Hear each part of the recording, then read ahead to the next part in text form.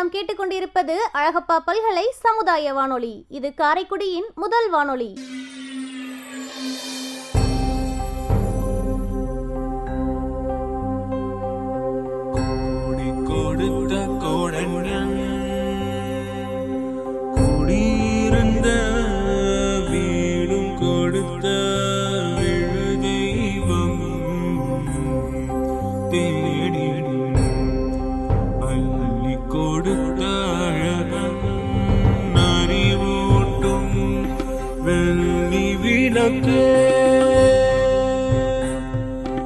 அறிவூட்டும் வெள்ளி விளக்கே,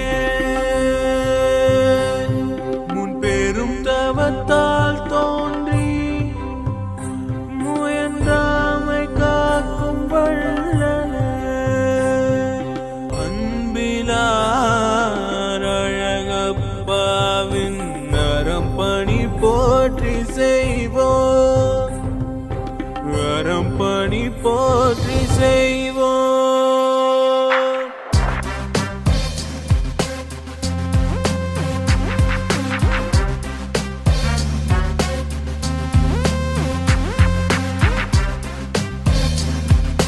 இந்திய அரசு அறிவியல் தொழில்நுட்பத்துறையின் விக்யான் பிரசார் மற்றும் காரைக்குடி அழகப்பா பல்கலைக்கழகம் இணைந்து வழங்கும் அறிவியல் பாலம் புதிய தொடர் நிகழ்ச்சி அனுபவ் திட்டத்தின் பரவலாக்கம்.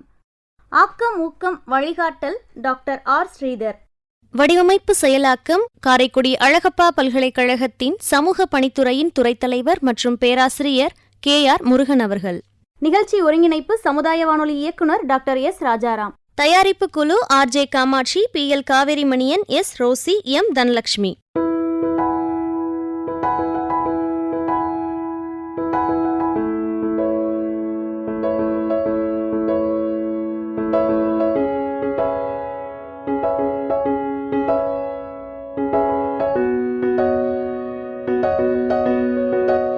அழகப்பா பல்கலை சமுதாய வானொலி நேயர்களுக்கு வணக்கங்கள். இந்திய அரசின் விக்யான் பிரசார் மற்றும் காரைக்குடி அழகப்பா பல்கலைக்கழகம் இணைந்து வழங்கும் அனுபவம் நிகழ்ச்சியில் இன்று ஆலோசனை நேரம் பகுதி. இன்றைய ஆலோசனை நேரம் பகுதியில் இயன்முறை மருத்துவம் குறித்து, அதாவது பிசியோதெரபி மருத்துவம் குறித்து ஆலோசனைகளை ஆன்றோர்களுக்காக வழங்க நேர்காணலில் இணைகிறார் மருத்துவர் S ரகுராமன் ஐயா. இவர் விளையாட்டு இயன்முறை மருத்துவ படிப்பை நம் அழகப்பா பல்கலைக்கழகத்தில் முடித்த முன்னாள் மாணவர். கடந்த 20 ஆண்டுகளாக காரைக்குடி மக்களுக்கு தன்னுடைய சேவையை ஆற்றி வருகிறார். பிசியோ ஃபவுண்டேஷன் வழங்கும் சிவகங்கை மாவட்ட அளவிலான சிறந்த இயன்முறை மருத்துவத்திற்கான விருதினை 2020ஆம் ஆண்டு பெற்றுள்ளார். மற்றும் நம் அழகப்பா பல்கலைக்கழகம் நடத்தும் முகாம்களில் கலந்து கொண்டு சிறந்த சேவையாற்றியமைக்கான விருதினையும் பெற்றுள்ளார். தற்போது நம் அழகப்பா பல்கலை சமுதாய வானொலியின் வாயிலாக அனுபவம் நிகழ்ச்சியின் நேர்காணலில் இணைகிறார். நேர்காணலில் சந்தித்து உரையாடுபவர் முனைவர் C சுமதி அவர்கள்.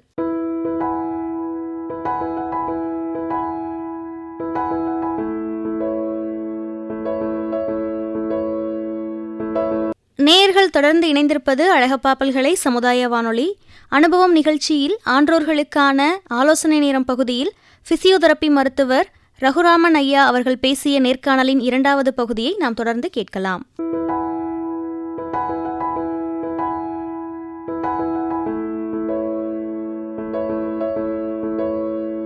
டாக்டர், இப்போது இந்த சேரில் உட்காந்துருக்கிறது பெரும்பாலான நேரத்தில் எல்லாரும் காலை தொங்க வச்சு அந்த பொசிஷன்லே தான் உட்காந்துருக்கோம். முன்னெல்லாம் வேலைக்கு போகிறவங்களுக்கு மட்டும்தான் அந்த பிரச்சனை இருந்தது. வீட்டில் பாட்டிலாம் பார்த்தா தரையில் உட்காந்து காலை நீட்டிட்டு இருப்பாங்க. அப்போல்லாம் பார்த்தா இப்போ யாருமே சின்னவங்கள்லேருந்து பெரியவங்க வரைக்கும் அந்த தரையில் உட்கார பழக்கங்கிறதே ரொம்ப இல்லாமல் போயிருச்சுன்னு நினைக்கிறேன். அதனால் இந்த மூட்டு வலியோ இல்லை முதுகு வலியோ வருவதற்கான வாய்ப்புகள் அதிகமாக இருக்கா? அதுக்கு எப்படி நம்மளுடைய பழக்க வழக்கங்கள் மாற்றணும்? இப்போ இந்த வயசுலேயே இப்போ எனக்கெல்லாம் தரையில் உட்காந்தா எந்திரிக்க முடியல அப்படிங்கிற பிரச்சனை இருக்குது. அதுக்கு என்ன பண்ணணும் டாக்டர்? இப்போ கீழே உட்காந்துட்டு தரையிலேருந்து எந்திரிக்கணும்னா ரொம்ப காலெல்லாம் சூகை ஏறிக்கிட்டு அதுக்கப்புறம் எந்திரிக்கிறது ரொம்ப கஷ்டமாக இருக்குது. இதனால் நாங்கள் என்ன பண்ண ஆரம்பிக்கிறோன்னா, அலுவலகத்திலேருந்து வீட்டுக்கு போனாலும் வீட்லேயுமே தரையில் உட்கார இருக்கு ரொம்ப யோசிக்கிற மாதிரி இருக்குது. இதை என்ன டாக்டர் பண்ணலாம்? கண்டிப்பாக இது நம்மளுடைய வாழ்க்கை முறையில் ஏற்பட்டக்கூடிய சிக்கலான மாற்றங்களை பற்றிய ஒரு கருத்து தான் இது. நம்மளுக்கு முந்தின தலைமுறை இல்லாட்டி இப்போ இருக்கக்கூடிய தலைமுறையில் 40-45 வயசுக்கு மேலே இருக்கிறவங்க எல்லாமே பள்ளி பருவத்தில் வீட்டுக்கு வந்தாலும் சரி, பள்ளிக்கூடங்கள்லேயும் சரி, தரையில் உட்காந்து படித்த அனுபவங்கள்லாம் நினைவுகளோடு இருக்கும். வீட்டில் சாப்பிட்ற முறைகளும் கீழே உட்காந்து தான் சாப்பிடுவோம். ஸோ இந்த மாதிரி உட்காரக்கூடிய முறை இப்போ இருக்கக்கூடிய நிறைய பிள்ளைகளுக்கு இல்லாமல் போயிடுச்சு. பள்ளிகளில் படிக்கும்போதும் சரி, வீட்டிலையும் சரி, எல்லாத்துக்குமே அதுக்கான மேஜைகள், வசதிகள் அப்படின்னு சொல்லி வேறு மாதிரி வாழ்க்கை முறையில் வந்ததுனால அந்த மூட்டோடைய அமைப்புகளுக்கு நம்ம காலத்தின் அடிப்படையில் வேறு சில பொறுப்புகளை கொடுக்காம போயிட்டோம். மேற்கொண்டு இதை நடு வயதில் இருக்கிறவங்க அலுவலகத்தில் உட்கார்ந்துருக்கிற முறைகள் அவங்களுக்கு தேவைப்படலை அப்படிங்கிறதுக்காகவே நம்மளுடைய மூட்டுகளுடைய பயன்பாடுகள் பாதியாக குறைக்கப்பட்டுருச்சு. இந்த பாதியாக குறைக்கப்பட்டது தான் பலவீனமாக வெளிப்படவும் செய்யுது. ஸோ ஒரு மூட்டை நம்ம ஆரோக்கியப்படுத்தணும் அப்படின்னா அந்த மூட்டை சுற்றி இருக்கக்கூடிய அதாவது ஒரு மூட்டுங்கிறது 3 பொருள் சேர்ந்தது. கடினமான எலும்பு, மிருதுவான ஜவ்வு, அதைவிட மிருதுவான தசை. இந்த எலும்பு, ஜவ்வு, சதைக்கு உணவையும் தரக்கூடிய இரத்த குழாய்களும் நரம்புகளும். ஸோ இதெல்லாம் சேர்ந்த ஒரு கூட்டு கலவை தான் நம்மளுடைய மூட்டு. இந்த மூட்டில் நம்மளுக்கு ஒரு குறிப்பிட்ட இயக்கங்கள் இல்லாமல் போகும்போது, இல்லாத வாழ்க்கை முறையில் அது அவசியம் இல்லைன்னு நினச்சே நம்ம ஒரு சில காலங்களை கடந்த பிறகு அதில் என்றைக்காவது நம்மளுக்கு ஒரு தடுமாற்றமோ பின்னடைவோ வலியோ உருவாகும் போது நம்ம இழந்த மூட்டோடைய இயக்கத்தை மீட்டெடுக்க நம்ம முயற்சி பண்ணுற மாதிரி இருக்கும். அப்படி நம்ம செய்யக்கூடிய விஷயத்த ஆரம்பத்தில் இருந்தே அதோடைய ஆரோக்கியமாக யோகாசனம், இப்போ யோகாலெல்லாம் அடிப்படையாக அவங்க சொல்லித்தரக்கூடிய தேவையை என்ன சொல்லுவாங்கன்னா, நமக்கு டெய்லி பயன்படாத சதைகளையும் பயன்படாமல் வச்சிருக்கக்கூடிய மூட்டின் அளவு, அதாவது மடிக்கக்கூடிய அளவை உறுதிப்படுத்துறதுக்கும் இயக்கப்படுத்துறதுக்கும் தான் அவங்க அடிப்படையாக சொல்லி தருவாங்க. ஸோ அதனால் நம்ம அதிக நேரம் சீட்டில் உட்கார்ந்துருக்கிறவங்க அவங்க தேவை அளவுக்கு அந்த மேஜை அளவில் இயங்க தேவைப்படுற அளவுக்கு கை விரல்களை, தோள்பட்டையை, முதுகெலும்பை, கால் மூட்டுகளை ஒரு விதமான கட்டுப்பாடோடையே வச்சு பயன்படுத்திடுறதுனால வரக்கூடிய சிக்கல். இது குறைக்கணும் அப்படின்னா கண்டிப்பாக பயிற்சி முறையில் தான் வரும், மாற்ற முடியும். பயிற்சிகள் என்ன செய்யணும், பயிற்சிகள் என்ன செய்யுது அப்படின்னா இந்த நோக்கத்தின் அடிப்படையில் தான். நான் தான் வேலை செய்கிறேன்னு, நான் வீட்டில் இருக்கிற அவ்வளோ வேலை செய்கிறேன், ஆஃபீஸுக்கு போய் அவ்வளோ வேலை செய்கிறேன், இவ்வளோ வேலை செஞ்ச பிறகு நான் எக்ஸசைஸ் செய்யணுமா அப்படின்னா கண்டிப்பாக செய்யணுங்கிறதுக்கான பதில் இப்போ இந்த கேள்வியில் தான் இருக்குது. நம்ம அன்றாடம் நம்ம வேலைக்கு பயன்படுத்துகிற மூட்டோடைய தேவை ஒரு 20% முடிஞ்சு போயிடும். ஒரு 80% மூட்டு இயங்காமலேயே உறக்க நிலையிலே இருக்குது, முழுமையடையாத இயக்கமாக இருக்காது. அந்த முழுமையடையாத 80% இயக்கத்தை முழுமைப்படுத்திக்கிறதுக்கு பயிற்சி உதவும். ஒரு மூட்டை நம்ம ஒரு முழுமையாக இயக்கும்போது அதை சுற்றி இருக்கக்கூடிய தசைகள், தசை நார்கள், ஜவ்வுகள், அதுக்கான உணர்வு தரக்கூடிய நரம்புகள், இந்த அமைப்புக்கு சத்து பொருளை கொண்டு தரக்கூடிய இரத்த குழாய்கள், இவ்வளவும் 100% இயங்குது. இந்த இயக்கத்தை நம்ம குறைப்படுத்த அங்கே நம்மளுக்கு தேவையில்லாத பாதிப்பு, வாழ்க்கை முறையில் பாதிப்பை ஏற்படுத்தக்கூடிய, இல்லை உடல் ஆரோக்கியத்தில் பாதிப்பை ஏற்படுத்தக்கூடிய தேவையற்ற நச்சு பொருள்கள், வலித்தரக்கூடிய பொருள்கள் அங்கே உருவாக ஆரம்பிக்குது. இதை பயிற்சி முறைகளில் நம்ம 100% குணப்படுத்தலாம். அது கண்டிப்பாக அதே மாதிரி அலுவலகத்தில் நம்ம சீட்டில் நம்ம சேரில் தான் உட்காரணும் அப்படின்னும்போது அதை நம்ம எவ்வளோ தூரத்துக்கு ஆரோக்கியமாக உட்காரலாம், தவறில்லாத முறைகளில் உட்காரலாம் அப்படின்னா நம்ம உட்கார்ற சேரை 100% பயன்படுத்துகிறோமா. அதாவது நம்ம உட்கார்ற சீட்டோடைய அளவை பாதி சேரில் உட்காந்துட்டு வேலை செய்கிறது, நுனி சேரில் உட்காந்துட்டு காலை முன்னோக்கி நீட்டிட்டு வேலை செய்கிறது, இதை தவிர்க்கணும். நம்மளுக்கு சேரில் நம்ம உட்காந்துருக்கிற சேரோடைய முதுகு சாய்மானத்தை கண்டிப்பாக பயன்படுத்தி உட்காந்து வேலை செய்யணும். ஸோ நீங்கள் இதை எவ்வளோ தூரத்துக்கு கம்ஃபர்ட்டாக உட்காந்துருக்கீங்களோ உங்களுடைய வேலை திறன் மேம்படும். உங்களுடைய தவறான பழக்கம், நான் பழகிட்டேன்னு அதை திருத்தாமல் இருந்தீங்கன்னா உங்களுடைய செயல்திறனோ வேலைத்திறனோ குறைக்கப்படும். இதை இன்னும் கொஞ்சம் தெளிவாக சொல்லணும்னா ஒரு மணி நேரம் வேலையை நீங்கள் 40 நிமிஷத்தில் முடிச்சிருவீங்க. நீங்கள் தவறான முறையில் உட்காந்துட்டு உடல் வலியோடு செய்கிறீங்க அப்படின்னா அரை மணி நேரம் வேலையை 1 மணி நேரமாக செஞ்சிட்ருப்பீங்க. இதுதான் இதில் இருக்கிற வேறுபாடு. அதே மாதிரி உட்கார்ந்துருக்கும்போது நம்ம காலை சமதளமாக தரையில் படுற மாதிரி உட்காரணும். கால் அந்தரத்தில் இருக்கிற மாதிரி தரையில் தொடாத மாதிரி உட்கார்றதோ, இல்லாட்டி காலை சேருக்கு அடியில் பின்பக்கமாக பின்னின மாதிரி உட்கார்றது, நுனிச்சேரில் உட்காந்துட்டு காலை ரொம்ப முன்பக்கமாக நீட்டி உட்கார்றது, இது எல்லாமே முதுகெலும்பையும் பாதிக்கும், கால் மூட்டுகளையும் பாதிக்கும். காலுக்கு மேலும் மேல் நோக்கி திரும்பக்கூடிய இரத்த ஓட்டத்தையும் இதை வந்து பாதிக்குது. இந்த பாதிப்பு நமக்கு வந்து ஒரு பிரச்சனையாக உருவாகிறதுக்கு முன்னாடியே நம்ம இதெல்லாம் கரெக்ட் பண்ணிட்டோம்னா நம்ம தொந்தரவு இல்லாத முறையில் வேலைகளையும் செய்யலாம், நம்மளுடைய வாழ்க்கை முறையும் சந்தோஷமாக இருக்கும். டாக்டர், இப்போ எனக்கு இந்த சயாட்டிக்கா அப்படிங்கிற அந்த நரம்பு கோளாறு பிரச்சனை இருக்குது. இதனால் வந்து இடுப்பு பகுதியிலையும் முழங்கால்லையும் பிரச்சனையாக இருக்குது, வலி இருக்குது. அது சில நேரங்களில் ரொம்ப அதிகமாக தெரியுது, சில நேரத்தில் வந்து குறையிற மாதிரி தெரியுது. இது எந்த நேரங்களில் இது மாதிரி அதிகமாக இருக்குது இல்லை இப்போ குறையுது அப்படிங்கிறதும் எனக்கு தெரியல. ஆனால் திடீர்னு வந்து ஒரு வலி வந்து கொடுக்குற மாதிரி சூழ்நிலை இருக்குது. இது என்னுடைய பிரச்சனை சார்ந்த ஒரு கேள்வி நான் கேட்டிருக்கேன். இது மாதிரி இன்னும் சில நமக்கு தெரிந்த வயதானவர்கள் அவங்கெல்லாம் வந்து அவங்களோட பிரச்சனைகளை வந்து உங்கள்கிட்ட கேள்வியாக கேட்குறதுக்காக இருக்காங்க. அந்த கேள்விக்கு அப்புறம் அவங்களோட கேள்விகளுக்கும் நீங்கள் கொஞ்சம் பதில் கொடுத்தீங்கன்னா நல்லாயிருக்கும். இப்போது முதுகெலும்பு சார்ந்த ஒரு பிரச்சனையில் சயாட்டிக்காங்கிற ஒரு பிரச்சனையை கரெக்டாக கேட்டிருக்கீங்க நீங்கள். ஸோ இந்த சயாட்டிக்காங்கிறது முதுகெலும்புலேருந்து கால் நோக்கி வரக்கூடிய ஒரு நரம்பினுடைய பெயர். ஸோ அதனால் அதனால் உருவாக்கப்படுற வலிக்கும் சயாட்டிக் பெயின்ன்ற மாதிரியே பேர் வச்சாச்சு. ஸோ இந்த கீழ்முதுகு வலி அப்படிங்கிற ஒரு விஷயத்தை வந்து நம்ம சரியான முறையில் ஆரம்ப நிலையிலேயே கவனிக்கலை அப்படின்னாலோ, இல்லாட்டி அதை வந்து நம்ம ஒரு எளிமையான மருத்துவத்திலேயே தள்ளி போட்டுகிட்டே போயிட்டோம் அப்படின்னாலும் நாளடைவில் என்ன ஆகுதுன்னா அந்த முதுகெலும்பில் ஏற்பட்டிருக்கக்கூடிய பிரச்சனைகள் ஒரு பெரிய பிரச்சனையாக மாறி இந்த நரம்பை போட்டு அழுத்த ஆரம்பிக்கும். அப்போ தான் இந்த நரம்பு எங்கெங்கெல்லாம் அந்த காலுக்கு போகுதோ அங்கே வரைக்கும் அந்த வலியை கொண்டு போய் கால் ஃபுல்லாக வலியை உருவாக்கும், நிமிர விடாது.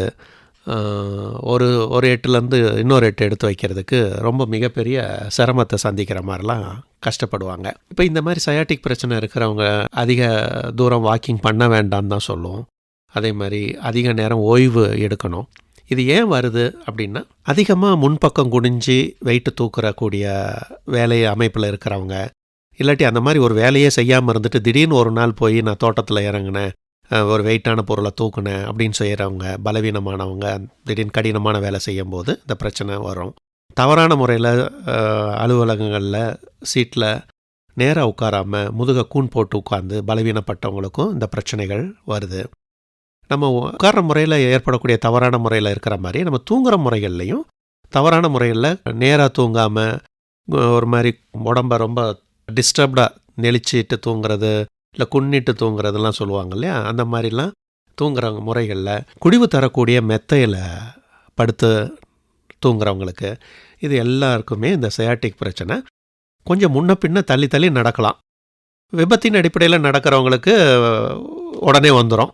இந்த மாதிரி சிக்கல்களில் இருக்கிறவங்களுக்கு கொஞ்சம் நாள் பட்டு வருஷக்கணக்காக கழித்து சயாட்டிக் பிரச்சனைகள் உருவாகுது. பெரும்பாலும் லேபர் பெயின் போது முதுகு தண்டில் போடக்கூடிய ஸ்பைனல் இன்ஜெக்ஷன், வேறு சில ஆப்ரேஷனுக்காக முதுகு தண்டில் போடக்கூடிய அந்த மரமரப்புக்காக போடக்கூடிய அனஸ்தெட்டிக் இன்ஜெக்ஷன் தான் அது. ஸோ எந்த ஒரு ஸ்பைனல் இன்ஜெக்ஷனுமே வந்து ஒரு குறிப்பிட்ட காலத்துக்கு அப்புறம் ஒவ்வொருத்தருக்கு ஒவ்வொரு விதத்தில் வருது. சில பேருக்கு ஒரு 4-5 வருஷத்துலேயே வலி வருது, சில பேருக்கு ஒரு 10 வருஷம் 12 வருஷம் கழித்து வலி வருது. ஸோ அதனால் அந்த முதுகெலும்பில் ஏற்பட்ட அந்த பலவீனம் நாளடைவில் ஒரு குறிப்பிட்ட வருஷங்களுக்கு அப்புறம் இந்த மாதிரி நரம்பு பிரச்சனைகளை உருவாக்குது. முதுகு வலியோடு சேர்த்த நரம்பு பிரச்சனைகள் உருவாகுது. அப்போது இவங்கெல்லாம் என்ன செய்யணும் அப்படின்னா, கண்டிப்பாக அந்த மாதிரி இன்ஜெக்ஷன் போட்டவங்க, அலுவலகத்தில் அதிக நேரம் உட்கார்ந்துருக்கிறவங்க, கொஞ்சம் செடேட்ரி லைஃப்னு சொல்லக்கூடிய லைஃப் ஸ்டைலில் இருக்கிறவங்க, அந்த முதுகெலும்பை வந்து பலப்படுத்திக்கக்கூடிய முறைகளில் பயிற்சி பண்ணணும். தவறான முறைகளில் உட்கார்றது, தூங்குறது, வேலை செய்கிறதுங்கிறத கொஞ்சம் விழிப்போட தவிர்க்கணும். ஸோ வணக்கம், என்னுடைய பேர் ராமசாமி. எனக்கு வயசு 62 ஆகுது. ஒரு 2002 என் மாடியிலேருந்து கீழே விழுந்துட்டேன். இடையில் தென்னை மரம், அங்கிட்டு முள் கம்பி இடையில ரெண்டுலேயும் அடிபடாமல் காலும் தலையும் மேலே வர்ற மாதிரி ஷோல்டர் அடி வர்ற மாதிரி விழுந்துட்டேன்.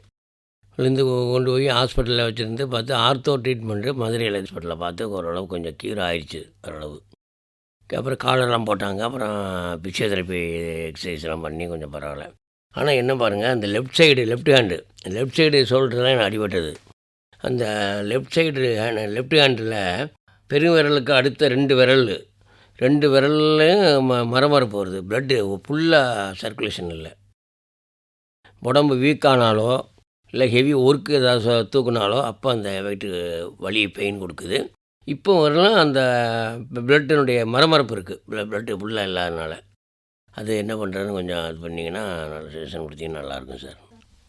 2002 நீங்கள் ஒரு பெரிய விபத்தை சந்தித்த பிறகு அதுக்கப்புறம் அதை ஆரோக்கியமான முறையில் சில பயிற்சி முறைகளில் நல்லபடியாக மாற்றம் பண்ணி கொண்டு வந்ததுக்கு பாராட்டுகள் ஐயா. இந்த விபத்தின் அடிப்படையில் உங்களுக்கு இன்றைக்கி இந்த சிக்கல் வந்துச்சுன்னு நம்ம முழுமையாக நம்ப வேண்டாம். ஆனால் இந்த உங்களுடைய வயசின் அடிப்படையில் இப்போ இந்த உங்கள் கைக்கு வந்திருக்கக்கூடிய இந்த பிரச்சனைகள் வந்து கழுத்தெலும்பில் ஏற்பட்டிருக்கிற இல்லாட்டி முழங்கையில் ஏற்பட்டிருக்கக்கூடிய வயதின் அடிப்படையில் மாற்றத்தினால கூட இந்த மரமரப்பு வரலாம். மேற்கொண்டு நீங்கள் வேறு பிரச்சனைகள், உங்களுக்கு சுகர் பிரச்சனை, வேறு பிரச்சனை இருக்கா அப்படிங்கிறதையும் பார்த்தா இந்த மரமரப்பு எப்படி ஏன் வந்திருக்கு என்னன்றதை தெரிஞ்சிக்க முடியும். அதிகபட்சமாக நம்ம மணிக்கட்டு, முழங்கை பகுதியில் ஏற்படக்கூடிய ஜவ்வில் ஏற்படக்கூடிய வறண்ட, அதாவது வறட்சித்தன்மை, ஏஜ் ஆகும்போது வரக்கூடிய, சில பேருக்கு வரக்கூடிய அந்த ஈரப்பதம் குறையிறதுனால கூட இந்த மரமரப்பு வரலாம். ஸோ இதை எப்படி சரி பண்ணலாம் அப்படின்னா, இதுக்கு பெரிய மாத்திரை ஆப்ரேஷன்லாம் தேவையில்லை. உங்கள் விரல்களுக்கோ இல்லாட்டி உங்கள் கழுத்துக்கோ நீங்கள் ஏற்கனவே செஞ்சுக்கிட்டு இருக்கிற சில பயிற்சி முறைகளில் சிலரும் மாற்றப்பட்ட சில பயிற்சி முறைகளுக்கு கலந்துக்கிட்டிங்கன்னா இல்லாட்டி அதை போய் கேட்டு தெரிஞ்சுக்கிட்டிங்கனாலே உங்களுக்கு ஒரு நல்ல மாற்றம் கிடைக்கும். என் பேர் அலமேலு, வயது 70 ஆயிடுச்சு. கால்களெல்லாம் கடுக்குது, நிமிந்து நடக்க முடியல, ஒரு வெயிட்டு சாமான் தூக்கி நிமிர முடியல, அதுதான் பிரச்சனை. வணக்கம்மா. உங்கள் பிரச்சனையை வந்து ரொம்ப எளிமையாக சொல்லணும்னா, கூடுமான அளவு நீங்கள் அதிகமான வெயிட் தூக்குறதையோ இல்லாட்டி பொறுப்பாக நம்ம வேலை செய்யணும், இன்னும் வேலை நம்ம முழுமையாக செய்யணும்னு நினைப்பதையோ கொஞ்சம் நிதானத்தோடு குறைச்சிக்கிறது நல்லது. செய்யக்கூடாதுன்னு சொல்கிறதுக்க விட நீங்கள் கொஞ்சம் பாதுகாப்பாக வலியை உருவாக்கக்கூடிய வேலைகளெல்லாம் செய்யாமல் விட்டுருங்க. நீங்கள் அதை செய்ய போய் இப்போ இருக்கிற வலியை இன்னும் கூடுதலாக ஆகாமல் குறைச்சிக்கணும். மேற்கொண்டு எல்லாத்துக்குமே உங்களுக்கான பிரச்சனைகள் எல்லாத்துக்குமே மாத்திரைகள், ஊசிகள்லையும் வழிமுறை தேடாதீங்க. ஏன்னா உங்கள் வயசுக்கு இனிமேல் மாத்திரை, ஊசிலாம் போட்டு நல்லா இருக்கிற இதயத்தையும் இறைப்பையும் கெடுத்துக்க வேண்டாம்.